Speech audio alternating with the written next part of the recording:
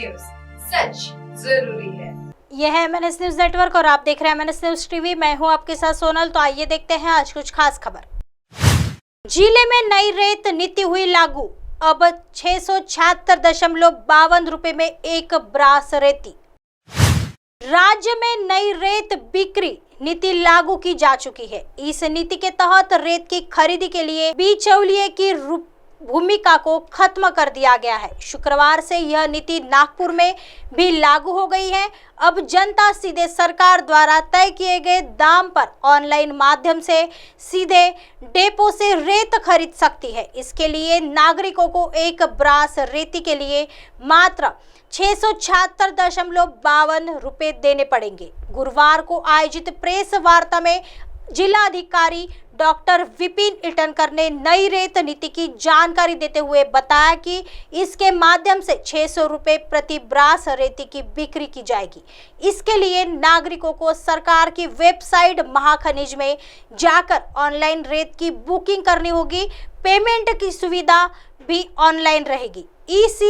इस व्यक्ति एक महीने में आने आधार कार्ड पर 11 ब्रास रेती की खरीद कर सकता है। जिला अधिकारी के मुताबिक इस नीति की वजह से न केवल रेत माफिया का राज खत्म होगा, बल्कि नागरिकों को उचित दर पर रेत उपलब्ध होगी।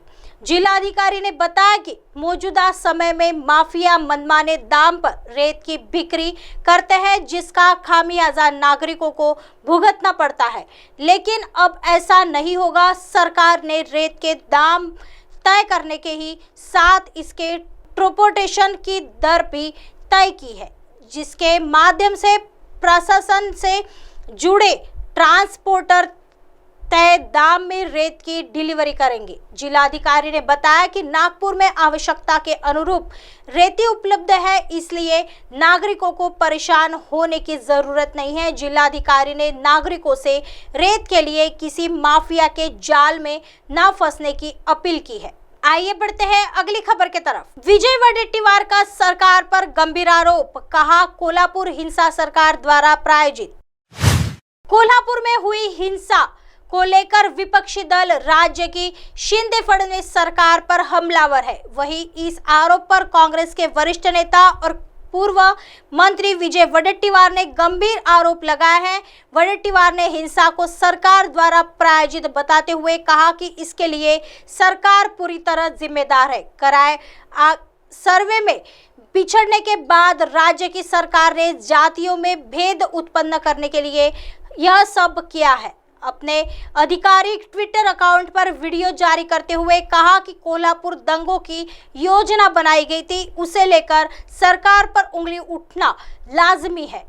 पिछले 3 से 4 महीनों में राज्य में चुनाव को लेकर सर्वे किए गए, उनके खिलाफ जाने के बाद सरकार ने राज्य में सांप्रदायिक दरार पैदा करना शुरू कर दिया है। कोल्हापुर की घटना इसी का नतीजा है।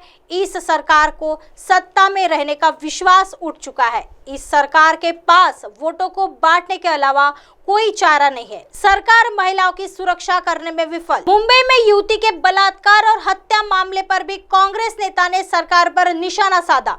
वडेट्टीवार ने कहा, साथ ही मुंबई के हॉस्टल में हुई घटना दुर्भाग्यपूर्ण है। महिलाओं के शोषण में उत्तर प्रदेश के बाद महाराष्ट्र दूसरे स्थान पर है।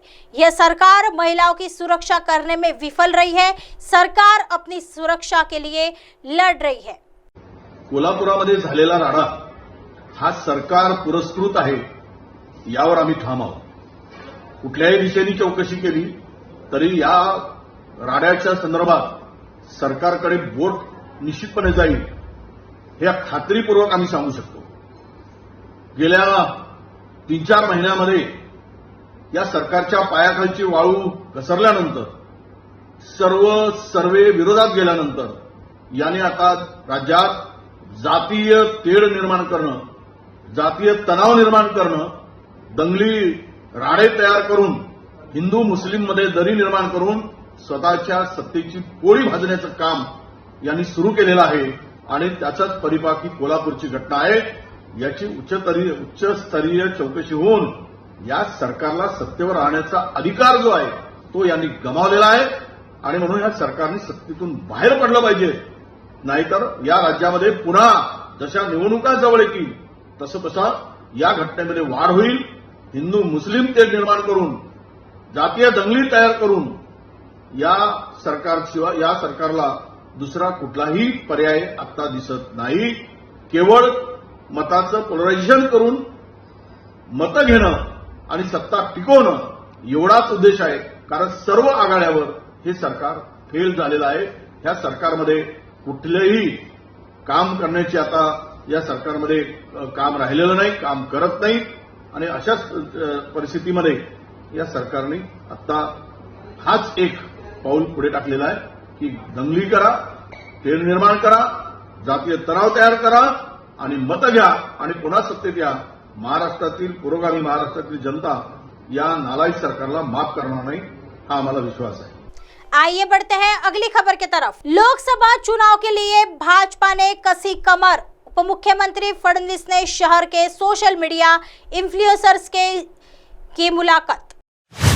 भारतीय जनता पार्टी ने आगामी लोकसभा चुनाव के लिए अपनी पूरी ताकत के साथ मैदान में उतारने की तैयारी शुरू कर दी है। पार्टी किसी भी स्तर पर कमजोर नहीं दिखाई देना चाहती है। इसी के मद्देनजर पार्टी में बैठकों का दौर शुरू हो गया है। कार्यकर्ताओं के साथ डब्बा पार्टी करने के बाद बुधवार को उप मुख्यमंत्री देवेंद्र फडणवीस ने शहर के सोशल मीडिया इन्फ्लुएंसर से मुलाकात की। उप मुख्यमंत्री निवासी राजगिरी में आयोजित इस बैठक में उप मुख्यमंत्री ने मोदी सरकार के 9 साल पूरे होने पर और उस दौरान आगामी चुनाव में किस तरह सोशल मीडिया का उपयोग कर सरकार के कामों की जानकारी आम नागरिकों तक पहुंचाई जा सकती है, इस पर बात की गई। इस दौरान भाजपा नेता और भंडारा गोंदिया सांसद सुनील मेंढे सहित कई वरिष्ठ भाजपा नेता मौजूद रहे। 2014 में भाजपा में न्यू मीडिया का किया था जमकर इस्तेमाल। देश की राजनीति में सोशल मीडिया का उपयोग सबसे पहले 2014 के आम चुनाव में किया गया था। भाजपा के प्रधानमंत्री पद के उम्मीदवार और तत्कालीन गुजरात के मुख्यमंत्री नरेंद्र मोदी ने आम नागरिकों तक अपनी बात पहुंचाने के लिए जमकर इस्तेमाल किया था। युवाओं तक सीधी पहुंच बनाने और अपनी बात रखने में मोदी कामयाब भी हुए थे, जिसका फायदा भाजपा में चुनाव में मिला था। उस समय सोशल मीडिया का इस्तेमाल करने वालों में से 70 से ज्यादा युवाओं ने मोदी को मतदान किया था। 2019 के चुनाव में भी यही प्रयोग किया गया था, जो बेहद सफल रहा था। दोनों चुनाव में भाजपा को प्रचंड बहुमत मिला था। वर्तमान में देश के 90% युवा सोशल मीडिया के किसी न किसी प्लेटफॉर्म पर मौजूद है, जिसकी संख्या कई करोड़ों में है। इन मतदाताओं तक अपनी बात पहुंचाने और उन्हें अपने समर्थन में करने के लिए सोशल मीडिया बेहद आसान है। इसी को देखते हुए देश के तमाम राजनीतिक दल हो या राजनेता इन प्लेटफॉर्म में अपनी उपस्थिति को और मजबूत करने में लगे हुए हैं। ऐसे ही दिन भर की तमाम बड़ी खबरों से आपको रूबरू कराएंगे। तब तक बने रहिए MNS न्यूज़ के साथ। नमस्कार।